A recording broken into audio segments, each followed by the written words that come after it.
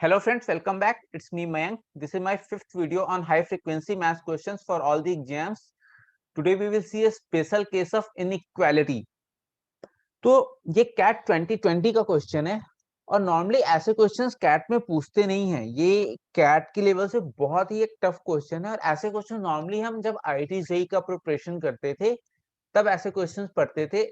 Special series of inequality का है. ये एक स्पेशल रिजल्ट है. तो जब ये कैट में आया है तो हम एक्सपेक्ट कर सकते हैं कि ऐसे क्वेश्चंस अब बहुत सारे एग्जाम्स में आपको देखने को मिलेंगे. ये कोई बहुत टफ नहीं है लेकिन ये एक स्पेशल टाइप के क्वेश्चंस हैं और इसको हम सीखने की कोशिश करते हैं कि इसके पीछे का कॉन्सेप्ट क्या है, कैसे है. तो देखिए ये क्वेश्चन कहता है how many distinct positive integer valued solution exist to the equation. ये इक्वेशन क्या है? X square minus 7x plus 11 इसकी power x square minus 13x plus 42 equal to 1. ये क्वेश्चन है. आप ध्यान से देखिए जैसे अगर ये x की power y is equal to 1 मान लीजिए दिया हुआ है, मतलब ये x और y यहाँ क्या है? x और y बोथ आर वेरिएबल्स, मतलब ये दोनों ही वेरिएबल्स हैं. तो एक वेरिएबल की पावर वेरिएबल इक्वल टू 1 ऐसे कब हो सकता है? तो देखिए जैसे मान लीजिए अगर मैं x इक्वल टू अगर मैं 4 रख देता हूं तो क्या हो जाएगा? 4 की पावर अगर मैं 0 कर दूं, y को भी मैं अगर मैं y इक्वल टू 0 कर दूं तो 4 की पावर 0 क्या होता है? 1.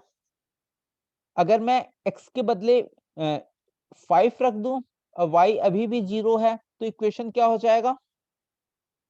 5 की पावर 0 इक्वल टू 1. तो मतलब एक कंडीशन हुआ, अगर कहीं भी ऐसा दिया हुआ है x की power y is equal to 1 कि अगर हमारा y 0 है तो x की कोई भी वैल्यू रहे फिर जो हमारा इक्वेशन आएगा x की पावर y वो 1 आएगा. लेकिन अगर यहाँ x भी 0 हो गया, अगर मैं x भी 0 रख दूं y भी 0 रख दूं तो 0 की पावर जो 0 होता है ये 1 नहीं होता है, ये अनडिफाइंड होता है. ये अनडिफाइंड फॉर्म होते हैं कुछ कुछ, उसका ये कंडीशन आ जाएगा. इसलिए अगर x की power y is equal to 1 है और अगर y इक्वल टू 0 हो गया तो यहाँ x जो होगा वो 0 नहीं हो सकता. ये हमारा पहला केस बनता है. दूसरा केस समझिए.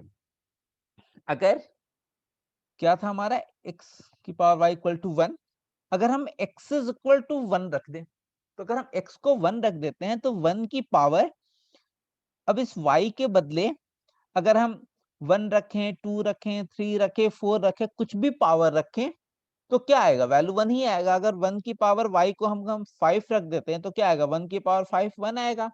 या अगर हम 1 की पावर 6 रख दें तो ये भी क्या आएगा? 1 आएगा. तो दूसरा केस क्या हुआ कि अगर हम x इक्वल टू 1 रख देते हैं तो हम आंसर निकाल लेंगे. तीसरा केस क्या हो सकता है? अगर मैं हम देखिए हमारा क्वेश्चन क्या था? x की power y is equal to 1.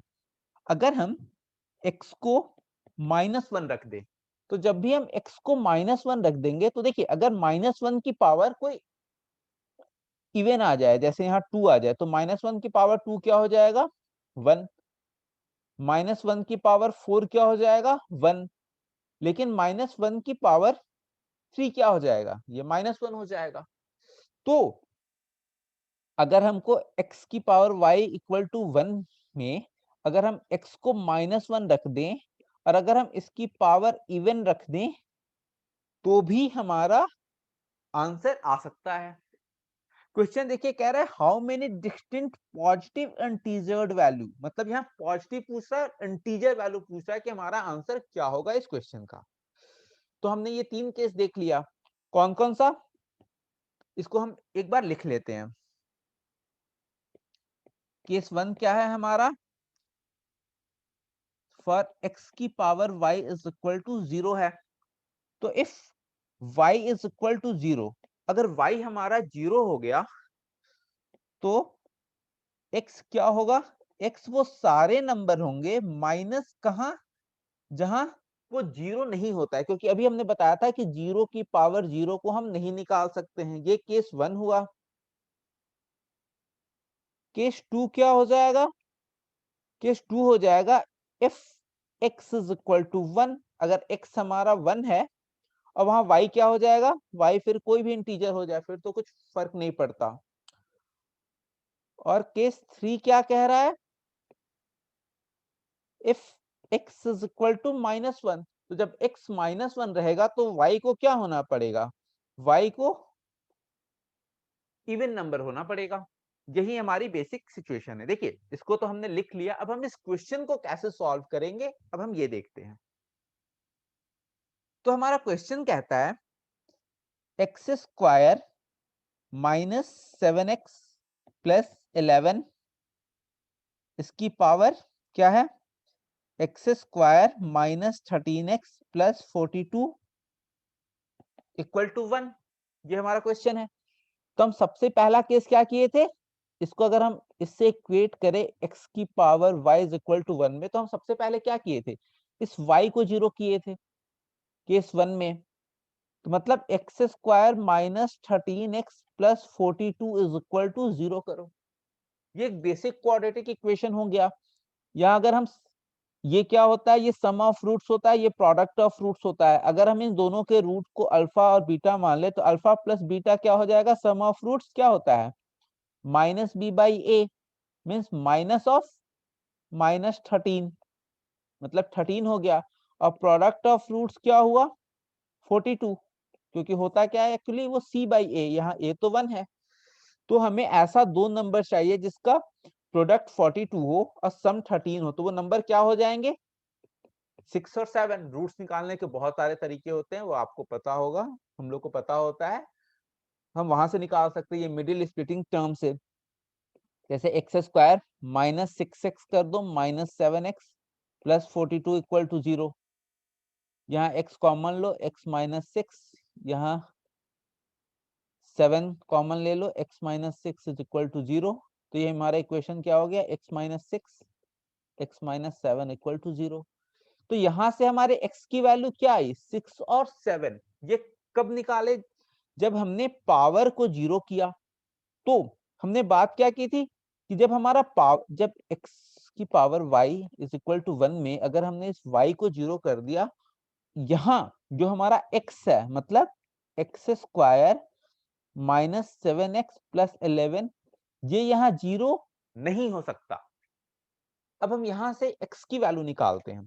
तो देखिए जब हम यहाँ x की वैल्यू निकालेंगे तो हमको दिख रहा है कि यहाँ सम क्या आया 7 और प्रोडक्ट क्या आ जाएगा 11। तो ये एक्चुअली इंटीजर्स तो ये नहीं आने वाला, हम वैसे भी चाहें तो रूट्स निकाल सकते हैं, -b plus minus under root of d/2a, वहां से भी हम चाहे तो रूट निकाल सकते हैं। तो हम ये देखेंगे कि अगर हम यहाँ डी ही निकाल ले, डी की वैल्यू क्या होती है, बी स्क्वायर -4ac, बी क्या है यहाँ -7, मीन्स -7 स्क्वायर -4 इंटू a1, सी कितना है हमारा 11, मीन्स 49 -44, तो डी हमारा कितना आया 5। तो डी जो है ये परफेक्ट स्क्वायर नहीं है, तो जो हमारे यहाँ रूट्स आएंगे वो इंटीजर्स नहीं आएगा। तो इसका मतलब ये कहीं 0 नहीं हो रहा है, इंटीजर पे तो एक्चुअली ये 0 नहीं हो रहा है। तो यहाँ से हमारा x क्या आया था, 6 और 7, हमें इंटीजर से मतलब था। तो हमारे ये दोनों वैल्यू जो है 6 और 7 ये आंसर के पार्ट हो जाएंगे। अगर यही 6 और 7 आया रहता और मान लीजिए कि हम जब ये इक्वेशन सॉल्व किए एक्स स्क्वायर -7x प्लस 11, यहां से भी अगर हमारा √6 आ गया रहता तो ये 6 हमारा आंसर का पार्ट नहीं रहता।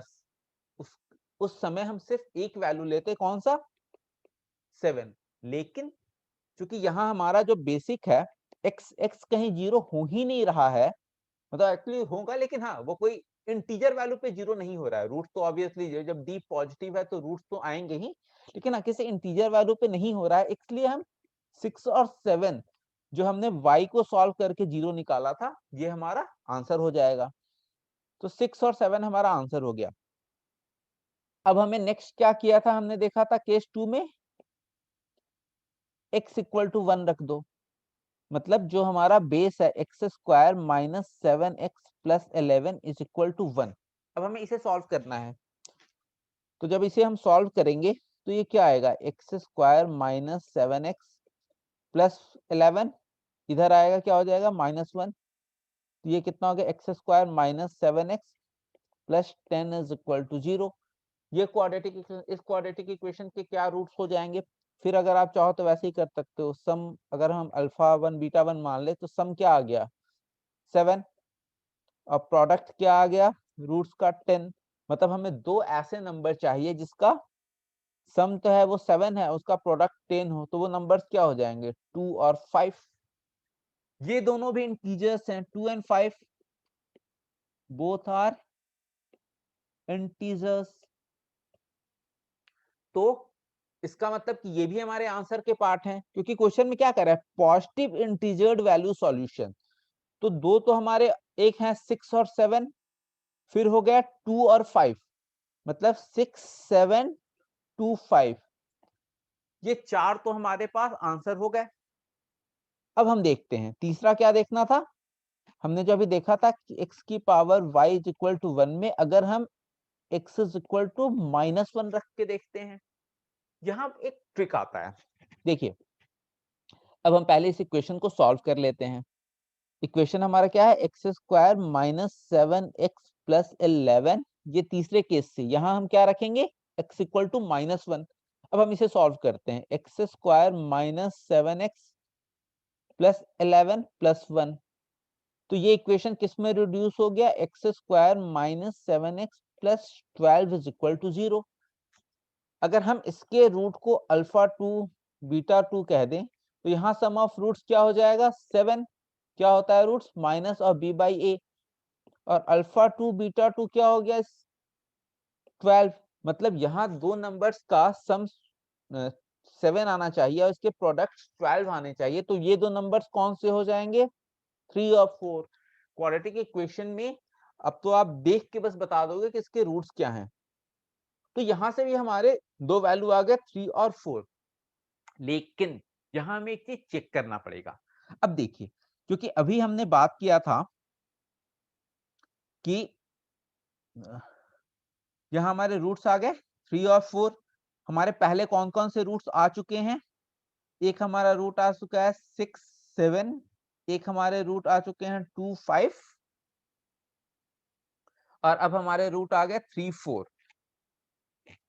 ये 3 4 हो गया, इसके पहले क्या क्या आए हैं रूट 6 7 2 5, 6 7 2 5। लेकिन अगर जो हमने अभी रूट निकाला 3 और 4, इस पे अगर मतलब जो हमारा इक्वेशन था एक्स स्क्वायर एक्स की power y is equal to 1, तो हमने यहाँ x को क्या रखा है -1, तो ये -1 आ गया। लेकिन अगर यहाँ y जो है वो इवन नहीं आया, तो फिर हम क्या करेंगे, मतलब अगर यहाँ y के बदले हमारा आ गया 3, तब तो ये इक्वेशन वैलिड ही नहीं रहा।